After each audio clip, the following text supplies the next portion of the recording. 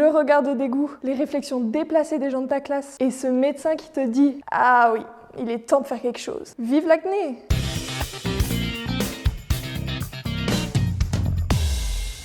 L'acné touche à des degrés divers plus de 80% des jeunes de 11 à 18 ans. Et ouais, 80%. Puis, ça peut concerner les moins jeunes d'ailleurs. Alors l'acné peut se vivre différemment selon l'âge et l'environnement. Mais ce qui revient souvent dans les témoignages, c'est cette solitude et ce renfermement sur soi-même. Alors moi, mon acné a commencé à l'adolescence. Au début, j'ai pas trop fait attention. Je pense que je me disais que c'était une étape un peu obligatoire à passer en tant que jeune. Quand t'es ado et que t'as de l'acné, bon, c'est chiant. Mais au final, on avait presque tous et toutes des boutons, les cheveux gras et un appareil dentaire, donc ça va. Et puis mon acné a duré 1 an d'abord, puis 2 ans, puis 3 ans, et là ça a vraiment commencé à me déranger. Ah, j'en avais clairement marre. Pendant toutes ces années, j'ai eu le droit à des regards de dégoût, des réflexions déplacées sur mon visage, des messes basses juste en face de moi, c'était l'horreur. Et pour les relations amoureuses, n'en parlons pas. C'était le vide, le néant. Dans ma tête, il y avait juste cette phrase, mais qui voudrait d'une boutonneuse comme moi ? Ah, et je n'oublierai jamais ce passage chez ma dermatologue. J'avais 14 ans, pas du tout confiance en moi. Et là, ma dermato me regarde et me dit « Ah oui, là, faut vraiment faire quelque chose ». C'est à ce moment-là que j'ai vraiment commencé à ne pas m'aimer. À penser que mon acné était quelque chose de sale et honteux qu'il fallait absolument camoufler. Et puis, je me suis mise à me maquiller. Donc avec des couches et des couches de fond de teint, à ne plus en voir ma peau et à ne pas la laisser respirer non plus. En plus, ça me faisait une tête aussi orange qu'une citrouille. J'avais envie de me cacher tous les jours. J'avais l'impression que ma valeur dépendait de l'état de ma peau. Et lorsque je parlais avec quelqu'un, je me demandais toujours si il ou elle regardait l'état de ma peau plutôt que de m'écouter. J'étais convaincue qu'on me regardait comme si je n'étais pas normale. Je me sentais si seule. Et puis, le manque de représentation de peau boutonneuse dans les médias n'a fait que renforcer cette sensation d'invisibilité. À l'adolescence, c'est pas simple de développer sa confiance en soi. Moi, j'ai vraiment eu du mal. Et puis un jour, j'ai réussi à me dire que c'était juste une période de ma vie. Et puis qu'en soi, j'étais bien plus que ces boutons. Qu'on est finalement bien plus que des poils, que des vergetures, que des kilos. On peut aussi